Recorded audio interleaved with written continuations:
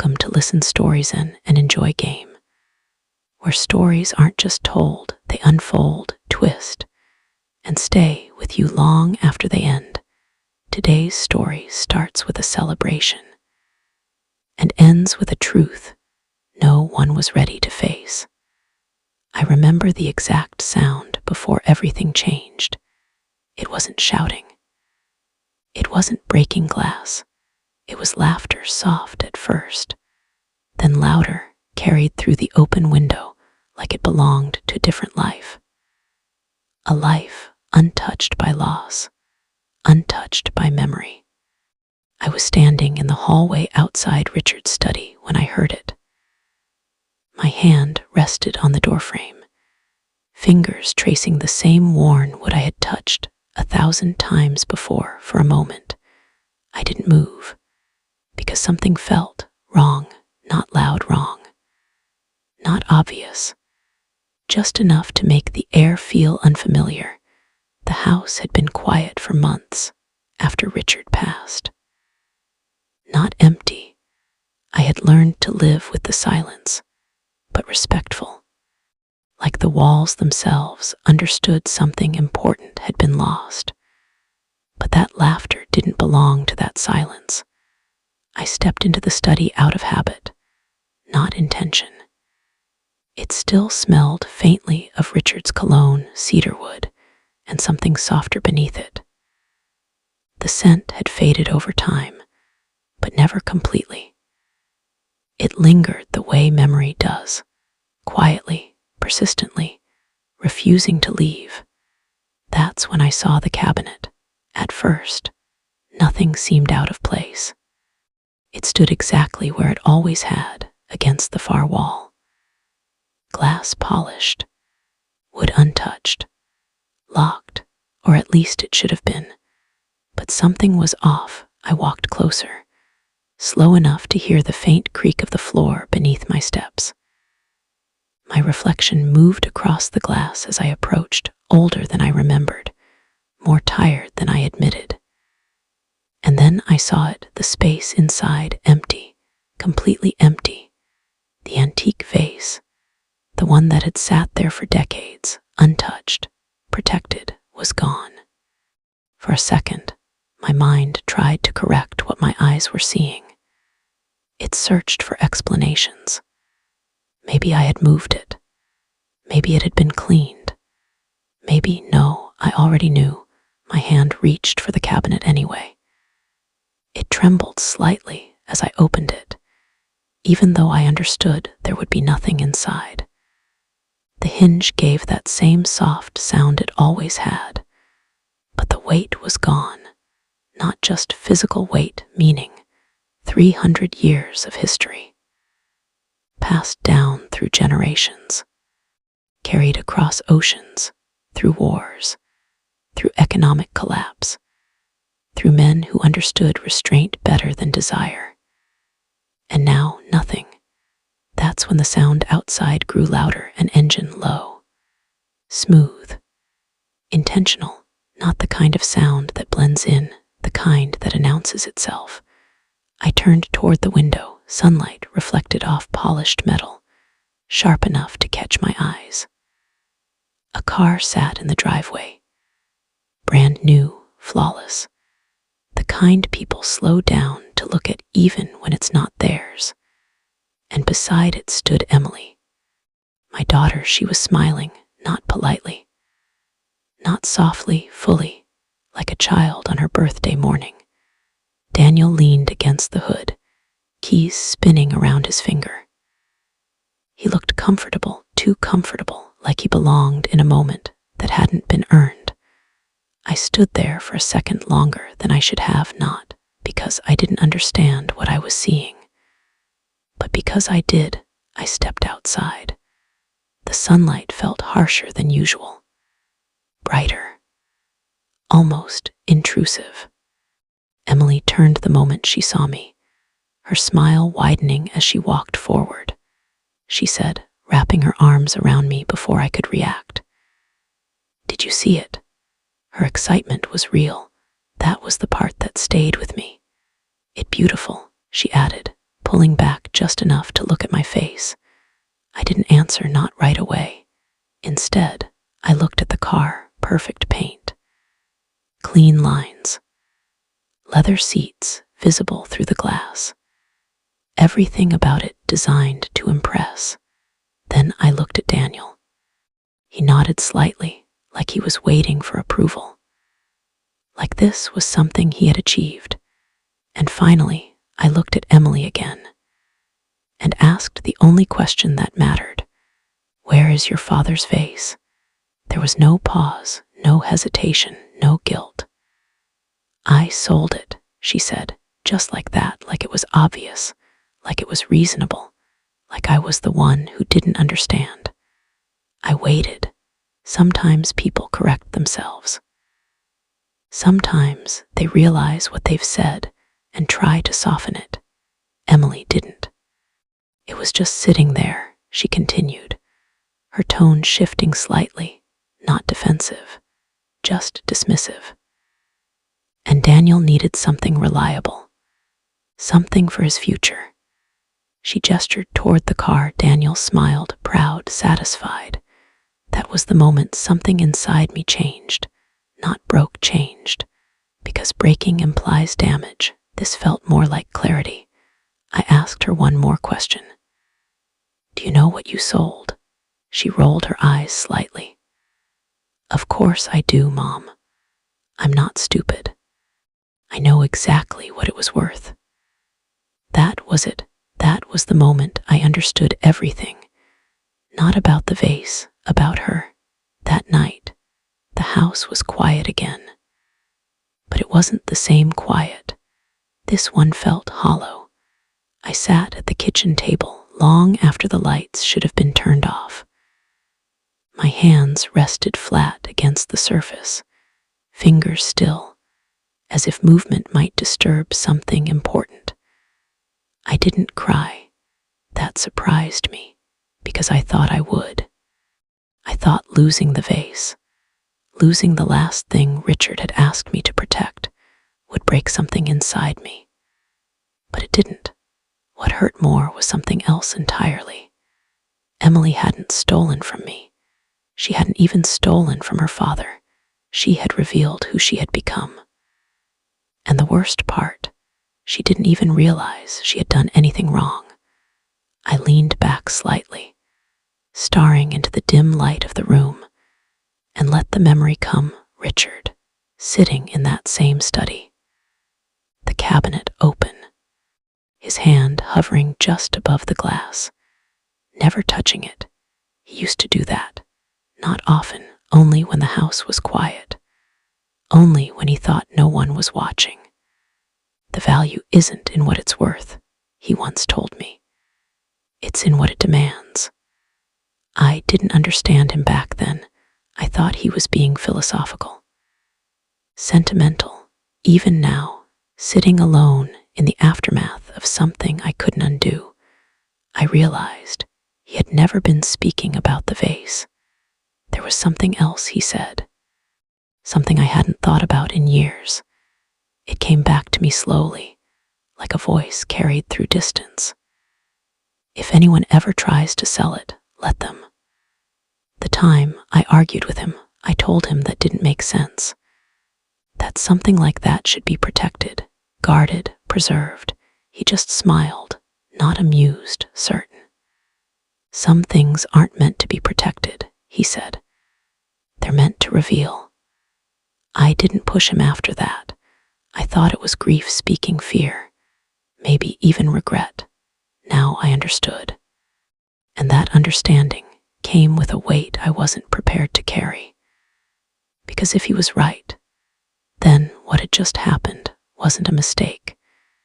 It was the beginning of something Emily and Daniel had no idea they had triggered. Later that night, I stood up from the table and walked slowly toward the hallway. The house felt different now, not empty, not quiet, watchful. I passed the study without going inside. For the first time since Richard died, I didn't feel the need to check the cabinet again. because the absence no longer needed confirmation. Instead, I went to the small storage room near the back of the house, the one filled with things that seemed unimportant: old documents, insurance papers, tax records, ordinary things, easy to overlook. That's where he told me to keep it. Somewhere no one thinks to look, he said. At the time, I thought it was unnecessary. Now, it felt intentional. I found the folder exactly where I remembered leaving it. Thin, unmarked, blending in with everything around it. My fingers hesitated for just a second before opening it, not out of fear, out of recognition. Because something inside me already knew whatever was in this folder was going to change everything.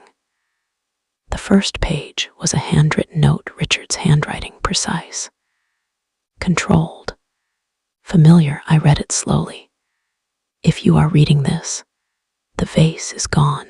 My breath didn't catch, my hands didn't shake, but something inside me shifted, because this wasn't grief, this wasn't chance, this was design.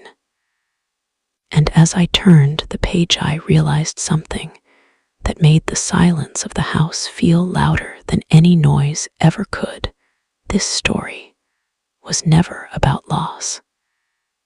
It was about a test, and Emily had already failed it. I didn't confront Emily the next day, or the day after that. That surprised even me, because for years I had believed I was the kind of mother who addressed things immediately, who corrected, who explained, who protected. But now, something inside me had changed, or maybe it had finally become clear. Richard had told me to watch, so I did. For 2 days, I carried the knowledge of that folder like a quiet weight inside me, not heavy enough to crush me, but steady enough to remind me that something was already in motion. Emily kept texting. Photos, mostly. The car parked outside a cafe. The car under bright city lights, Daniel leaning against it, smiling like it belonged to him in every way. Each photo had a caption. Worth every penny. Finally, something reliable. We deserved this.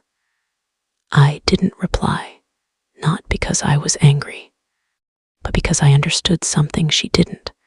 The story she thought had ended hadn't even started yet. On the 3rd day, I heard the engine again, that same low, controlled sound pulling into the driveway like it owned the space. They didn't call first.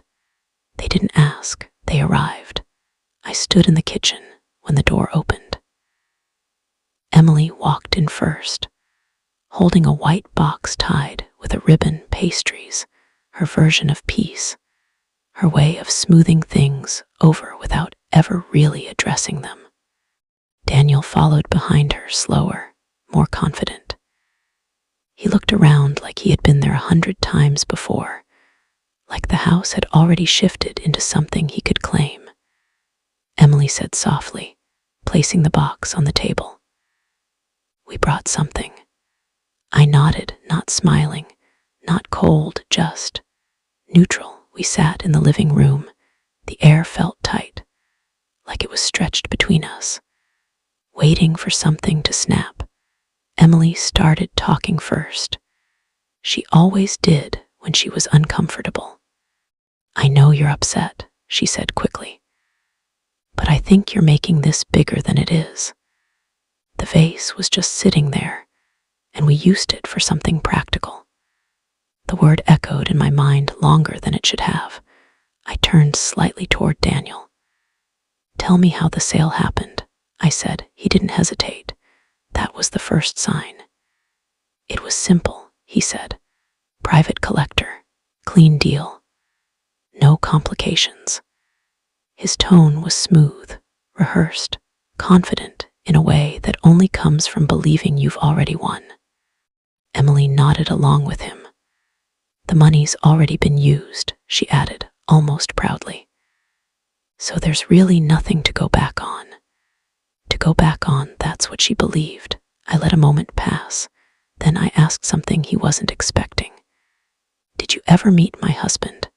Daniel let out a short laugh. He said, but I've heard enough. That answer told me everything I needed to know. He leaned back slightly, crossing his arms.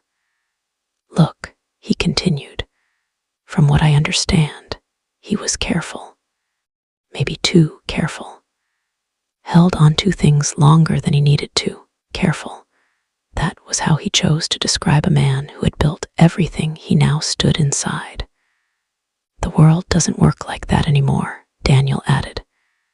You can't just sit on value and expect it to mean something. You have to use it. I watched Emily as he spoke.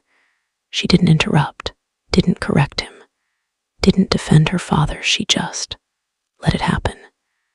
And that silence, that was the moment the betrayal became complete. Not the sale, not the money, the silence. I told you, Emily said after a moment, her voice quieter now, almost impatient. We handled everything legally. Legally, that word again, so certain, so final. They stood up soon after, as if the conversation had reached its natural end. As if everything important had already been said, Daniel picked up his keys. Emily adjusted her bag. They moved toward the door like people leaving a casual visit, not like people who had just crossed a line they didn't understand. But before she stepped outside, Emily turned back and said something that stayed with me longer than anything else. Make this harder than it needs to be, Mom, she said. The money's gone. You should just move forward. Move forward. I nodded, not in agreement, in acknowledgement. Because she was right about one thing, we were moving forward, just not in the way she thought. After they left, the house returned to silence. But this time, it didn't feel empty. It felt precise, like everything had fallen into place exactly as it was meant to. I went back to the kitchen, washed the cups they had used, wiped the table, put everything back exactly where it belonged from the outside. Nothing had changed. Inside, everything had that night. I opened the folder again. But this time, I didn't read it as a widow. I read it as someone preparing to act. The language was different now, clearer, sharper, intentional in a way I hadn't appreciated before. Richard hadn't written those documents out of fear. He had written them with understanding of people, of temptation, of what happens when value is mistaken for opportunity. There it was, in plain text. The vase was not listed as a simple inheritance. It was something else entirely, a designated instrument of verification. I read that line twice, then a third time, because the meaning didn't fully settle at first. Verification of what? That answer came in the next section. Conditions, triggers, responses. The words were careful, precise, impossible to misunderstand once you allowed yourself to see them. The vase wasn't meant to be protected forever. It was meant to be tested. And more importantly, it was meant to test them. My fingers rested on the edge of the paper as I continued reading. If the asset is sold, transferred, or removed without unanimous consent, I paused, not because I didn't understand, but because I did. A review clause is automatically triggered. Review, such a simple word, so calm, so controlled. But the deeper I read, the more I realized how much weight it carried. Because this wasn't punishment, it was observation, measurement, exposure. I sat back slowly, letting the silence settle around me, and, for the first time since Richard passed, I felt something close to his presence. Not memory, not grief, intention. He had known this could happen, not hoped, not feared, known. And instead of trying to prevent it, he had prepared for it. I reached for my phone. There was only one call I needed to make. The number hadn't changed. It rang once, twice. Then a familiar voice answered. Hello, older, steadier, but unmistakable. It's me, I said. There was a brief pause, not confusion, recognition. I was wondering when you'd call, he replied. That was the second sign. He wasn't surprised. The vase is gone, I said, no explanation. No emotion, just the truth. Another pause. Slightly longer this time, then one question. Was it sold? Yes. Silence that followed wasn't empty. It was confirming. Then we need to meet, he said, no urgency, no alarm, just certainty. 2 days later, I sat across from him in his office. The same office Richard had brought me to years ago, though at the time, I hadn't understood why. The documents were spread across the table between us, organized. Prepared, waiting, he adjusted his glasses slightly before speaking. Your husband was a very deliberate man, he said. I nodded. I replied. He was. The attorney looked down at the papers, then back at me. He didn't create this structure to control people, he continued. He created it to observe them. Observe, that word again. It echoed everything I had begun to understand. He pointed to a section of the document. The vase was registered with its full provenance, he explained. Any legitimate sale requires verification. I listened carefully, because something was becoming clear. Emily and Daniel thought the transaction was finished, but it wasn't, not even close. The buyer, he continued, would have submitted documentation to confirm authenticity. I nodded slowly. That documentation, he said, tapping the paper lightly, is connected to this trust. That's when it clicked, fully, completely. The sale didn't escape the system, it activated it. The moment that documentation was filed, the attorney said, the clause was triggered, such a simple word. But in that moment, it felt like something far larger, because it meant one thing: everything that followed was no longer in Emily's control. I leaned forward slightly. What happens now? I asked. He didn't answer immediately. Instead, he closed the folder gently, folded his hands, and looked at me with a calm I hadn't seen in a long time. Now, he said carefully, we wait. That was all. No confrontation, no immediate consequence, just time. As I left the office, my phone vibrated. A message from Emily. Another photo, Daniel standing beside the car, polishing the hood, sunlight reflecting off the surface like it was something worth admiring. The caption read, still worth it. I stared at the screen for a moment, then locked my phone, because what she didn't understand yet, what neither of them understood, was this: the story they thought they had finished had only just begun. And somewhere, beneath the surface of everything they had built on that one decision, something had already started to shift. Quietly, precisely, inevitable. First sign didn't feel like a disaster. It felt small, almost forgettable. Emily called me late in the evening, her voice carrying a hint of irritation rather than concern. Mom, something weird happened today, she said. I didn't ask what. I already knew this was how it would begin, not with panic, but with inconvenience. The dealership called, she continued. They said there's some issue with the paperwork, probably just a delay. She laughed lightly, that same dismissive tone she used when she sold the vase. Things like this happen when you pay in full, right? I let a brief silence pass before responding. I suppose they do, I said calmly, because technically that wasn't a lie. The next morning, she called again. This time, the laughter was gone. Mom, I don't understand what's going on, she said quickly. The bank put a hold on the title transfer. Her voice was tighter now, controlled, but strained. They didn't explain anything, just said it's under review. The word settled between us like something familiar. I closed my eyes for a moment, not out of stress, but recognition.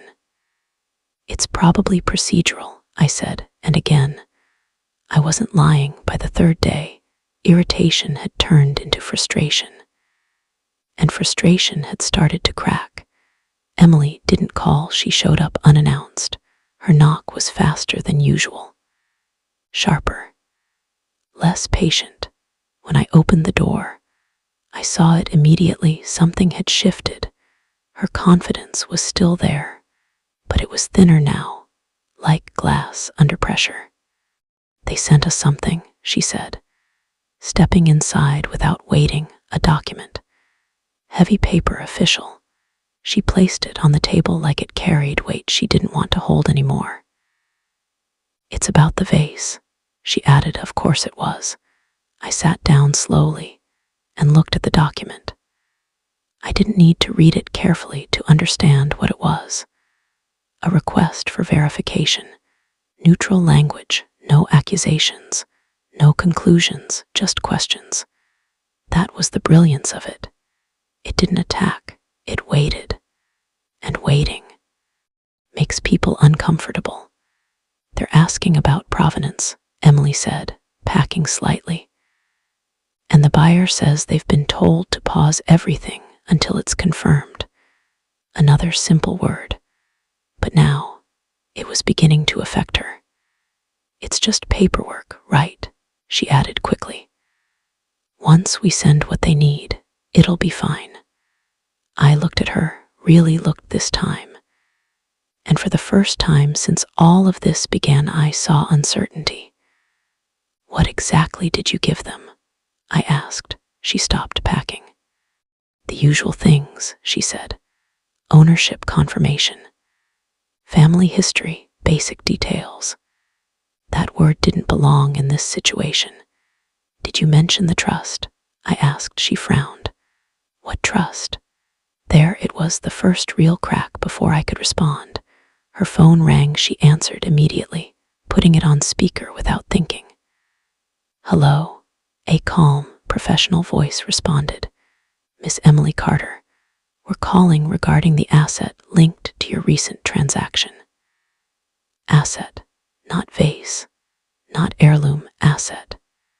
We require additional clarification regarding its origin and any associated legal structures tied to its ownership. Emily glanced at me, confused. There's no issue, she said quickly. It was my father's. He passed away. It became part of the family. A pause, then the voice replied, Ma'am, our records indicate that the item may be connected to a conditional trust. Silence filled the room, heavy, immediate, unavoidable. What? Emily asked. Her voice had changed now, not irritated, not confident. Uncertain. A conditional trust, the voice repeated calmly. Until verification is complete, all associated transactions will remain under review. All associated transactions. That was the part she didn't fully understand yet, but she would very soon. What does that mean? She asked. It means, the voice replied carefully, that any assets acquired through the proceeds of this transaction may be temporarily restricted. Her hand tightened around the phone. Her eyes slowly moved toward me, because somewhere deep inside, she was starting to understand. After the call ended, the room stayed quiet, not peaceful, not calm, just still. Emily looked at me like she was seeing me for the first time. "What is this?" she asked. There was no anger in her voice now, only confusion. And something else, fear. I didn't answer immediately, because this was the moment Richard had prepared for, not the sale, not the argument, this moment, the realization. The vase was never just an object, I said finally.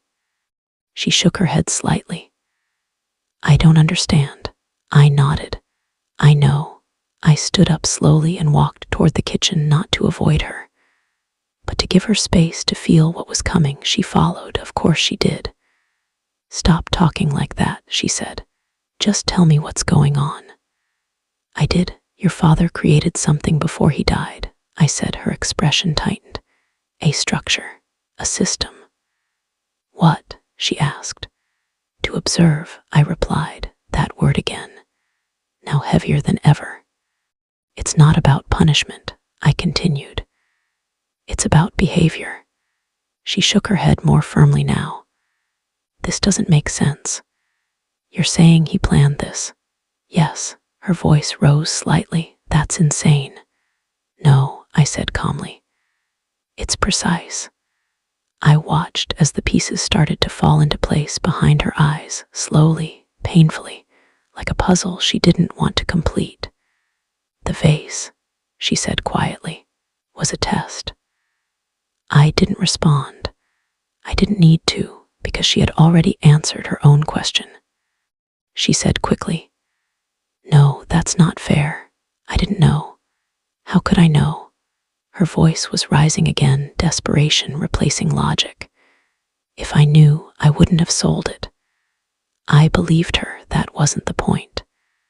"The system doesn't measure what you knew," I said softly.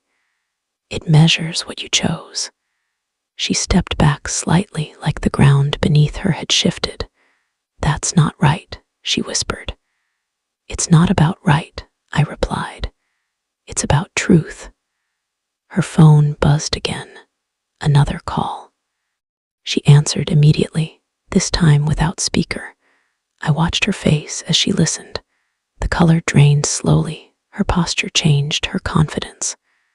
What was left of it collapsed in real time. "No, that can't be right," she said into the phone. Pause. "We already paid for it." Pause longer. "What do you mean restricted?" She lowered the phone slowly. Didn't hang up, just let it rest against her side. "The car," she said quietly. "What about it?" I asked. Her eyes met mine.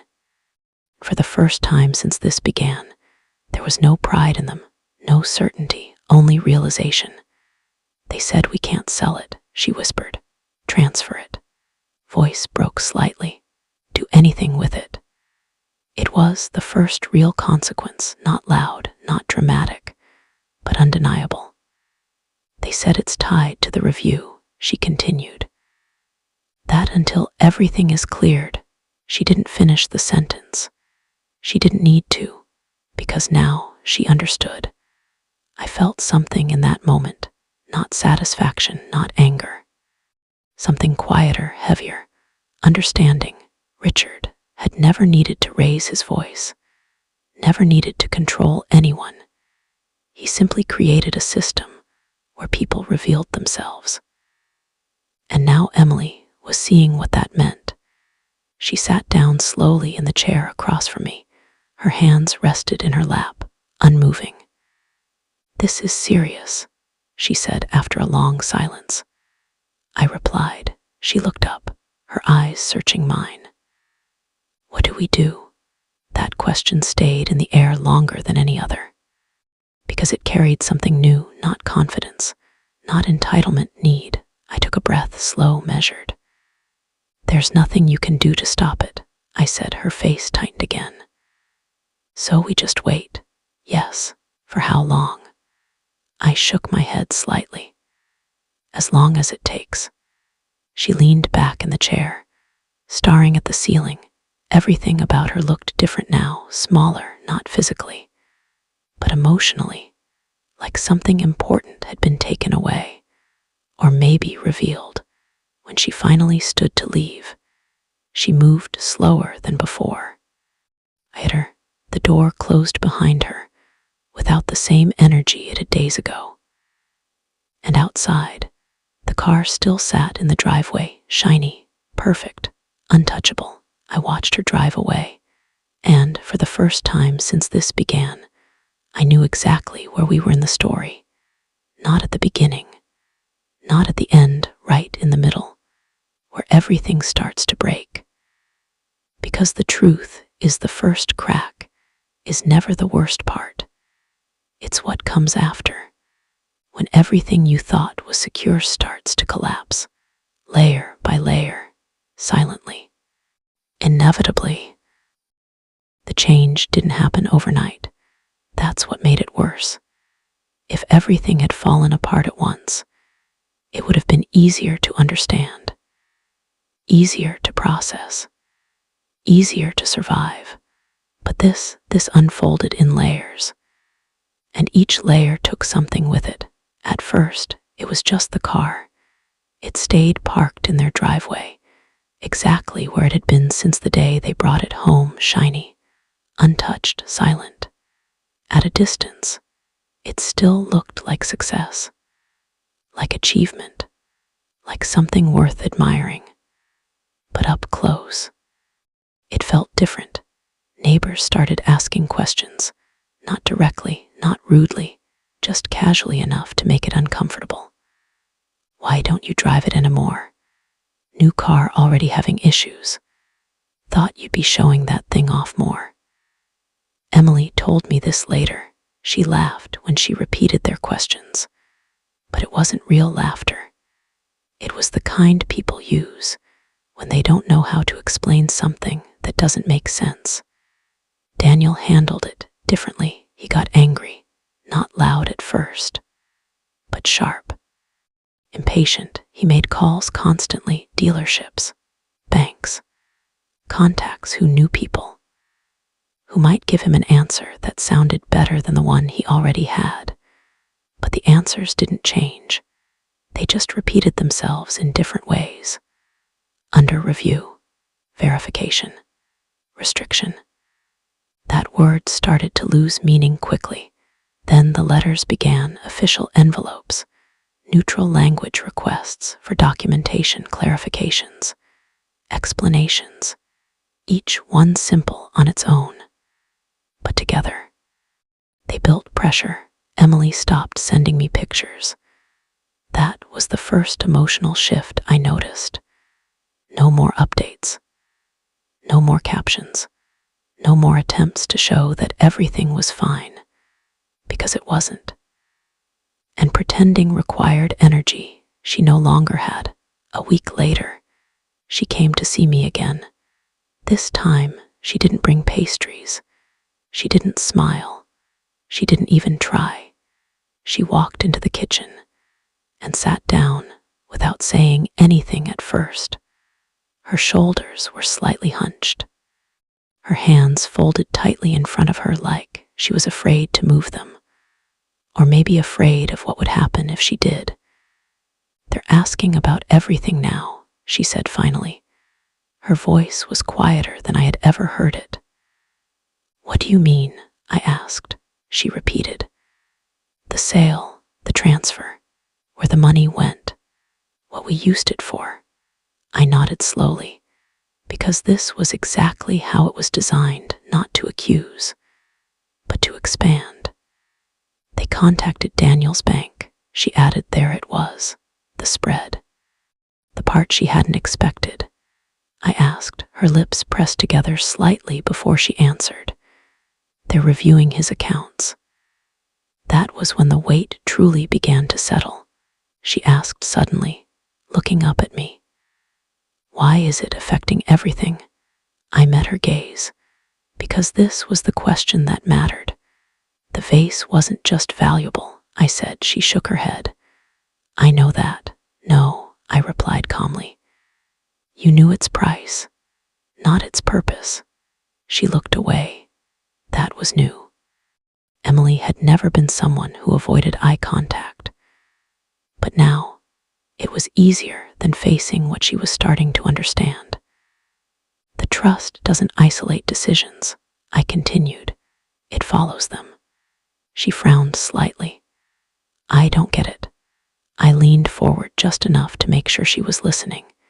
It tracks how value is used, I said. When that use raises questions, it looks deeper. Her breathing changed slightly, slower, heavier. This is because of the car, she asked. I said, this is because of the choice. That answer stayed between us for a long moment, because it wasn't something she could argue with, not anymore. At first, Daniel blamed the system. That was the easiest explanation. The process is broken, he told her. People are incompetent. It'll clear up. As the days passed, his confidence started to crack too, not openly, not in front of others. But Emily saw it. She told me about the packing, the late night calls, the frustration that had nowhere to go. Then came the meetings, not friendly ones, not casual conversations, formal, scheduled, documented. Daniel's business partners started asking questions, careful ones, measured, but unmistakable. They wanted reassurance, clarity, distance. A review can affect perception, Emily said quietly one evening, repeating something Daniel had told her. I nodded. I replied, it can. Does that mean? She asked. It means people start paying attention. Attention changes everything. The next time she came over, she looked different, not just tired. Worn, like something inside her had been stretched too far for too long. Daniel's upset, she said.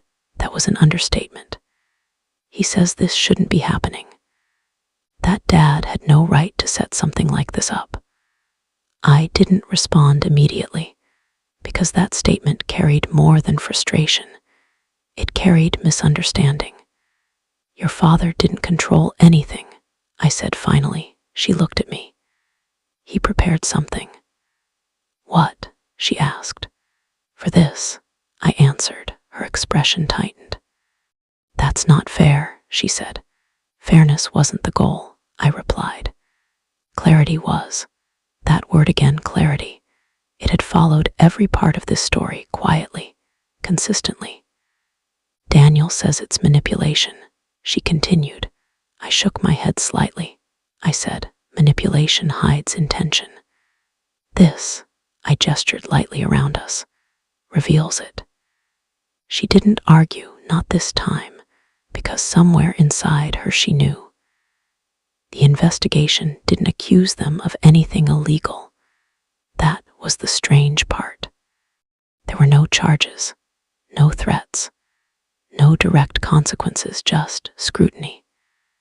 And scrutiny is slower, more patient, more difficult to escape. Every purchase tied to the sale was examined, every transfer reviewed, every decision questioned, not aggressively, but persistently. The life they had built on speed now moved at the pace of process. And process doesn't care about urgency. One evening, Emily broke. Not loudly, not dramatically, quietly, completely. She sat at my kitchen table again. Same place, same chair. But this time she didn't try to hold herself together. I'm scared, she said, her voice cracked, just enough to make it real. I didn't interrupt. I didn't offer comfort immediately, because this moment mattered. Feels unstable, she continued. Nothing is clear anymore. Nothing is certain. I nodded slowly, because that was the truth. I need help, she said finally. And that sentence, that one sentence, changed everything. Because, for the first time since this began, she wasn't defending her decision. She wasn't justifying it. She wasn't minimizing it. She was facing it. I looked at her carefully, not as someone to protect, not as someone to correct, but as someone who needed to understand. You didn't just lose the vase, I said quietly. She looked up, confused. What do you mean? I held her gaze. You lost the right to decide what matters. The words landed slowly, but when they did, they stayed. Can I fix this? She asked. There it was, the question everyone asks when consequences arrive. Shook my head gently. Her expression fell, not dramatically, just enough to show she had expected that answer but hoped for something else. The process has already started, I continued. There's no stopping it. So what do I do? She asked. Move through it, I said. She sat there in silence for a long time, long enough for the weight of everything to settle, long enough for denial to fade. When she left that night, she didn't look back, not at me, not at the house. And outside, the car was still there, dark now. Unmoving, no longer impressive, no longer admired. For the first time, it looked exactly like what it was, a very expensive mistake. I stood by the window, watching as she got into the passenger seat. Daniel was driving now. That told me everything I needed to know. As the car pulled away slowly, I realized something with complete certainty. The collapse wasn't coming. It had already begun. And the worst part, this was still only the middle. The meeting was scheduled without emotion. No urgency, no warning, just a date, a time and a place. Neutral. That was the word the attorney used. But there's no such thing as a neutral room when people walk in carrying everything they've tried to avoid. It was a long table, clean, unmarked. No family photos, no warmth, just structure. And structure has a way of making people feel exposed. I arrived early, not because I was nervous, but because I wanted the silence before everything began. I sat in my chair and placed my hands calmly on the table. No papers in front of me, no notes. I didn't need them. Everything that mattered had already been written years ago. Emily and Daniel arrived together, but not the way they used to. There was distance between them now, not physical distance, something quieter, more telling. Emily sat down first, slowly, carefully, like she wasn't sure where she belonged anymore. Daniel followed, placing his folder on the table with a bit too much force. Controlled frustration, barely contained. The attorneys entered next, professional, calm, prepared. They didn't waste time, because moments like this don't need introductions. They need clarity.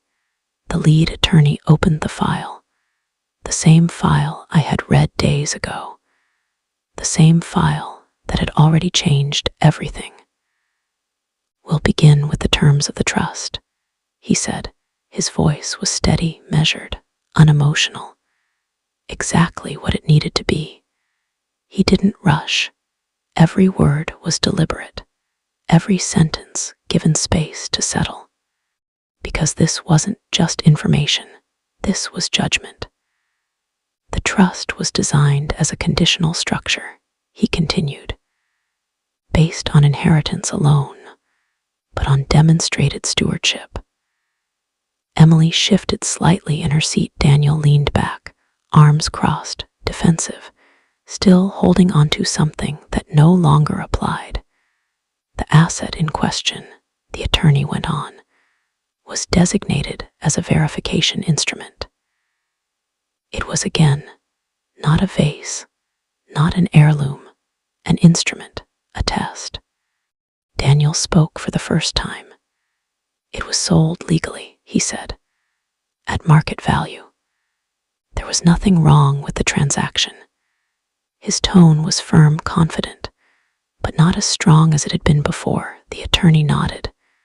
Legality is not being disputed, he said calmly. That sentence changed everything in the room. Then what is the issue? Daniel pressed. The attorney looked at him directly. Intent. Heavy, immediate. Emily looked down at her hands, because she understood that word now, in a way she hadn't before. The trust evaluates not the act itself, the attorney continued, but the reasoning behind it. He paused just long enough. The sale of the asset to fund a non-essential luxury purchase. Pause. Meets the criteria for failure of stewardship. The words didn't echo, they settled, like something final. Daniel shook his head slightly. That's subjective, he said quickly. You can't define what's essential and what's not. The attorney didn't react because he had already anticipated this. The structure does not rely on opinion, he replied. It relies on patterns. That answer closed the argument before it could fully begin. Emily finally looked up. Her eyes moved between the documents and me, searching, not for help, for understanding. This wasn't explained, she said quietly. No one told me. Her voice wasn't angry. It was something else, something closer to regret. I held her gaze, because this was the moment she needed truth, not comfort. Your father didn't hide anything, I said calmly. Just didn't explain what didn't need to be explained. Her expression tightened. That doesn't make sense. It does now, I replied. The attorney continued. Following the triggered clause, he said, a full financial review was conducted. Turned a page. Everything in that movement felt precise. No illegal activity was found, he added. A brief pause of relief passed through the room, but it didn't last. He continued, the criteria for trust access has not been met. That was the real verdict, not punishment, restriction. Immediately, the attorney said, control of all remaining trust assets is transferred to the surviving spouse. Looked at me, Mrs. Carter. The room felt still, completely still. Emily didn't speak, Daniel did. That's not fair, he said sharply. This affects both of us. The attorney nodded once. He said, it does. Leaned forward, frustration rising again. What now? We just lose everything. No, the attorney replied calmly. You are not losing anything. Pause, careful, precise. You are simply not gaining access. That distinction was everything. Emily's voice came out softer than before. Is there a way to fix this? There it was again, the question that always comes too late. The attorney folded his hands. Future access is not impossible, he said, but it requires time. Emily leaned forward slightly. Much time. Indefinite, he answered. That word didn't feel like a measure. It felt like distance. And what do we have to do? She asked. Demonstrate consistent financial responsibility, he said, over time. No shortcuts, no quick solutions, no immediate redemption. Daniel leaned back again. But this time, there was nothing behind it, no confidence, no control, just silence. The final item came last, the car. The vehicle acquired through the proceeds of the transaction, the attorney said, will remain under restriction until the review period concludes. Emily closed her eyes briefly, because she already knew what that meant. No sale, he continued, no transfer, no leverage. Very thing they had chosen to display success had become the clearest symbol of failure. When the meeting ended, no one argued, no one raised their voice, because there was nothing left to say. Daniel gathered his papers quickly, too quickly. like movement might restore something he had lost. Emily stood more slowly. She looked at me one last time, not angry, not defensive, just quiet. And then they left, without another word. I stayed seated long after the room emptied, because moments like this don't feel like victory. They feel like resolution. When I finally stood up and walked out, I understood something completely. Richard had never tried to control the future. He had simply prepared to reveal it. And now everything had been revealed. But the story wasn't over, because what happens after judgment is what truly defines people. Life didn't return to normal. It never does after something like that. But it didn't stay broken either. It became quieter, more honest. The house felt different in the weeks that followed, not empty, not heavy, just still. For the first time since Richard passed, the silence didn't feel like something I had to endure. It felt like something I understood. I sold the house a few months later. Not because I had to, because I chose to.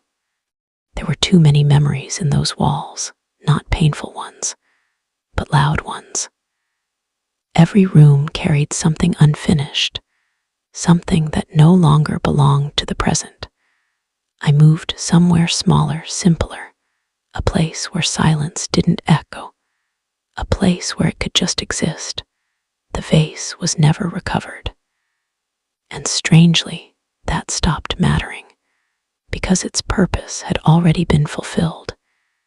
It had done exactly what Richard designed it to do. It hadn't preserved history. It had revealed truth. Emily and I didn't stop speaking, but we didn't speak the same way anymore. There were no long conversations, no easy laughter, no assumptions, just careful words, measured distance. At first, she only called when she needed something, information, updates, clarification about the process. But over time, the calls changed. They became quieter, shorter, less about solving something and more about understanding it. One evening, months later, she came to see me again, not because something had gone wrong, but because something had changed. She looked different, not worn like before, not broken, but aware. We sat at the table like we always had, same place, same silence. But this time, it wasn't uncomfortable. "I think I understand now," she said. Her voice was calm, steady, not defensive. I didn't respond immediately, because understanding doesn't need to be rushed. "I thought it was about money," she continued. "I thought it was about value." She paused, then looked at me. "But it wasn't, was it?" I shook my head gently. "No, it was about responsibility," she said quietly. I held her gaze. She nodded slowly, like something inside her had finally settled.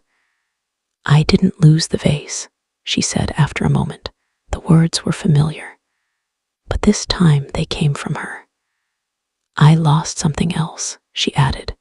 I didn't finish the sentence for her, because this part had to be hers. "I lost trust," she said. And there it was, the truth, clear, undeniable, earned. We didn't talk much after that, because we didn't need to. Some conversations don't require words. They require understanding. Her marriage didn't collapse, but it changed. Daniel became quieter, less certain, more careful with his decisions, not because he wanted to be, but because he had learned what happens when you aren't. The car was eventually released, months later, after the review period ended, after the system had finished observing everything it needed to. But by then, it didn't matter anymore. It still looked the same, shiny, perfect, impressive. but no one admired it, not the way they used to. Because once something becomes a reminder, it can never go back to being just an object. Emily told me later they barely drove it, not because they couldn't, because they didn't want to. It carried too much meaning now, too much memory, too much truth. The trust remained under my control, exactly as Richard had planned. But I didn't keep it the way things had always been, because legacy isn't just about holding on. It's about choosing what continues. Parts of it were redirected toward preservation programs, historical artifacts, things that carried meaning beyond price. Other parts went into scholarships, students studying ethics, finance, decision-making, because understanding value matters more than owning it. And some of it went into legal support, helping families navigate inheritance without confusion, without silence, without hidden expectations. If something was going to endure, let it be clarity. I didn't feel victorious. That's something people expect in stories like this, a sense of winning, of justice being served. But that's not what this was. This wasn't about winning. It was about truth. And truth doesn't celebrate, it settles. One evening, as I sat alone in my new home, I thought about Richard, not with sadness, not with regret, but with understanding. He had once told me something I didn't fully grasp at the time. Legacy isn't what we leave behind, he said. It's what we refuse to excuse. I understand that now. Emily learned something too, something far more valuable than money. She learned that love does not guarantee entitlement, that being family does not mean you understand responsibility. That value isn't defined by price, but by the choices you make around it. And I learned something I wish I had understood sooner. Protecting someone from consequences can be a form of harm, because without consequences, there is no clarity. And without clarity, there is no growth. If there's one truth this story leaves behind, it's this. Do not confuse shine with worth. Do not trade what is priceless for something that only looks impressive. Because, in the end, the things that matter most are never the ones that demand attention.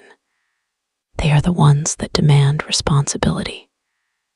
And sometimes, the greatest test in life isn't what you gain. It's what you choose to protect when no one is watching before you go.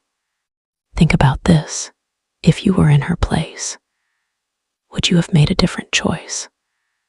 Or the same one, believing it was right? Tell me in the comments. And don't forget to mention where you're watching from. This is Listen Stories In and Enjoy Game Channel, where every story teaches something if you're willing to see it.